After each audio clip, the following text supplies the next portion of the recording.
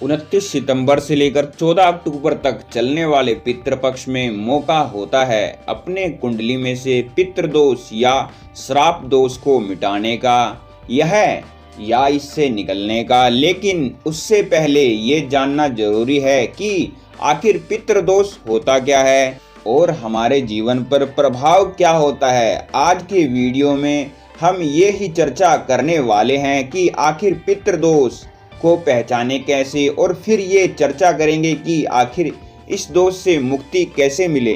नमस्कार दोस्तों, आप सभी का शंकर साधना चैनल में स्वागत है। इस वीडियो में आगे बढ़ने से पहले एक विनम्र निवेदन है कि अभी तक आपने इस चैनल को सब्सक्राइब नहीं किया है तो कृपया करके सब्सक्राइब करिएगा और बेल आइकन को भी दबाइएगा। पितृदोष जब भी जीवन में होता है ना, तो ये सबसे पहले चैलेंज देता है सेंटिमेंट को। कई लोगों की शादियां नहीं हो पाती, कई लोग की शादी ठीक नहीं रह पाती।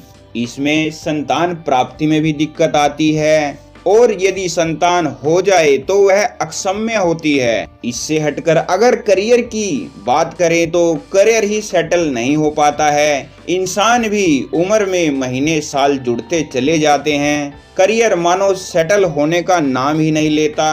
कई फाइनेंशियल दिक्कत मानो लगातार आती चली जाती हैं। और पितृदोष की एक और निशानी होती है घर में मेंबर में आपसी कहासुनी, आपसी क्लेश बहुत रहता है। पितृदोष की एक सबसे बड़ी निशानी यह भी है कि इंसान को कारण ही नहीं पता चलता कि आखिर ये दिक्कत हो क्यों रही है, इसका कारण क्या है। और जिनके घर में भी ये पितृदोष कह लीजिए या श्राप दोष कह लीजिए होता है ना, वो लोग कोई भी एक सही निर्णय नहीं ले पाते हैं, जिस कारण वो कोई भी काम नहीं कर पाते। और काम नहीं कर पाते तो उनके घर में पैसों की तंगी रहती है और वो बढ़ती ही चली जाती है। कर्जा, भूखमरी की भी नौबत आ जाती है। पितृदोष की एक बहुत बड़ी निशानी यह भी होती है कि घर में बीमारी का वास हो जाता है, और वो बीमारी जो ठीक होने का नाम ही नहीं लेती, ठीक होने का नाम ही नहीं लेती। तो आइए जानते हैं कि पितृपक्ष श्राद्ध पक्ष में उपाय क्या करें। एक तो श्राद्ध पक्ष का उपाय ये है ना कि जिस दिन पितृ गए हैं उस दिन कुछ दान अवश्य करें, किसी को भोजन करा दें। आपको उपाय क्या करना है, पूर्णिमा से लेकर अमावस तक चलने वाले इस बार 29 सितंबर से लेकर 14 अक्टूबर तक पितृपक्ष है। पहला जो उपाय है यह है कि आपको खाने पीने का सामान खरीद कर और पूरे परिवार का हाथ लगवाकर जब तक श्राद्ध पक्ष पितृपक्ष है रोजाना किसी निर्धन गरीब जरूरतमंद को दान करना है। और दान करते वक्त भगवान से प्रार्थना करनी है कि हे भगवान, हमारे पितरों पूर्वजों की आत्मा को शांति प्रदान करें और उनकी कृपा और आशीर्वाद हमें मिले। और दूसरा जो उपाय आपको करना है वह यह है कि रोजाना श्राद्ध पक्ष में रात्रि के समय एक घी का दिया शिव मंदिर शिवालय में जलाना है और भगवान से प्रार्थना करनी है कि हे भगवान जी, हमारे पितरों और पूर्वजों की आत्मा को शांति प्रदान करें, उनको खुशहाली प्रदान करें। रोजाना 16 दिन तक यह आपको जरूर करना है। आप अगर इस उपाय को हर वर्ष करना शुरू कर देते हैं तो आपको पहले 1 साल के भीतर ही अपने जीवन में सुगमता, खुशहाली नजर आने शुरू हो जाएगी और आपको अच्छे फर्क दिखने शुरू हो जाएंगे। इसके अलावा आपने किसी निर्जन जगह में, किसी वीरान जगह में एक पीपल का पेड़ भी लगाकर जरूर आना है। और इसी समय में आपके घर में जो आपकी दक्षिण दिशा है उसके लिए विशेष उपाय देने जा रहा हूँ, वो जरूर करना है। मिट्टी का बड़ा मुंह वाला बर्तन लीजिए, उसमें मिट्टी डालिए, उसमें सूखे धनिये के बीज हैं जो वो डालिए बाद, और उस धनिये को बो दीजिए। पूरे 15 दिन इसके ऊपर थोड़ा थोड़ा पानी हल्का हल्का डालते रहिए।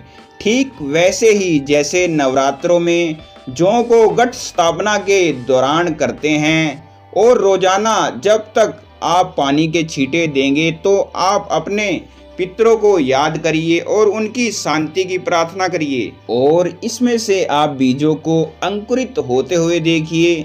15 दिनों के बाद ये बीज अच्छे खासे अंकुरित हो चुके होंगे और फिर आपको क्या करना है, इस पूरे घट को ले जा करके मंदिर के किसी पीपल के पेड़ के नीचे ले जा करके रख दीजिए। किसी अन्य स्थान के पीपल के पेड़ के नीचे भी आप रख सकते हैं।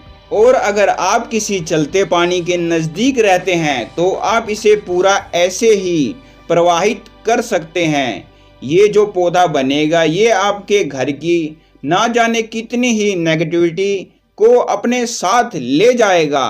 तो ये थे कुछ पितृदोष के उपाय जो अब आपको बताएंगे कि कभी भी आपको पितृदोष परेशान ना करे उसके लिए क्या करें। सबसे पहले तो आप अपने बृहस्पति को मजबूत करिए। वो कैसे, तो आप अपने फैमिली के रीति रिवाज को मानना चालू कर दीजिए बिना किसी क्वेश्चन के। दूसरा है जो आपकी जितनी भी हैसियत है उसके अनुसार किसी दूसरे के परिवार के रोजगार को जोड़ने में सहायता करें। किसी की चाय की दुकान खुलवा दें, किसी को अच्छा खासा काम खुलवा कर दे दीजिए। यानी कि किसी इंसान का करियर सेटल करने में आपका योगदान रहना चाहिए। ये पितृदोष को शांत करने का सबसे बड़ा तरीका होता है। तीसरी जो बात है यह है कि जरूरतमंद को दवाइयों का अरेंजमेंट करवाना या किसी ऐसे इंसान के लिए इलाज का प्रबंध करवाना जो वो अफोर्ड नहीं कर सकता है। तो दोस्तों ये थे कुछ उपाय, इस पितृपक्ष में करके आपको इन दोषों से मुक्ति मिलेगी।